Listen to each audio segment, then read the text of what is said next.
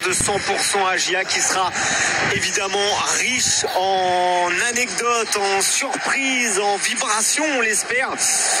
Également du côté du terrain et de cette rencontre de la 4e journée de Ligue 2 avec les 22 acteurs qui vont y pénétrer d'ici une bonne dizaine de minutes. Et je le disais, Lucien Denis en avant-match, l'enjeu de cette rencontre, c'est prendre des points bien sûr, mais aussi peut-être prendre une petite revanche par rapport au dernier match d'il y a 2 semaines à domicile contre Amiens où on avait quitté cette AG Auxerre défaite 1-0 face à Amiens avec quelques petits sifflets. Ouais, tu as raison Nico, parce qu'on s'est aperçu qu'après cette rencontre, le public de la Baie des Champs avait quelques peu sifflé à la fin de la rencontre, ce qui nous avait quand même paru un petit peu exagéré, même si effectivement avec cette victoire à Valenciennes 4-1, tous les espoirs étaient permis malheureusement. Ce voile un peu sombre est venu perturber ce match contre l'équipe d'Amiens qui, entre parenthèses, on la voyait un petit peu belle cette équipe, elle a été battue par l'eau cet après-midi, donc ça veut dire que ce championnat est quand même relativement ouvert. Et puis il y a aussi la possibilité ce soir contre Grenoble de pouvoir se réconcilier quelque peu avec le public de la Baie des Champs et surtout tu l'as souligné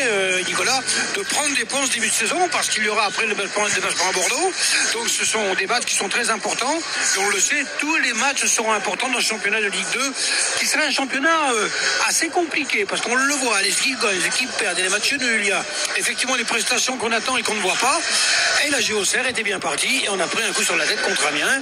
Il y a eu effectivement cette réaction à Angers en 100-10 et l'égalisation de Gauthier Hein.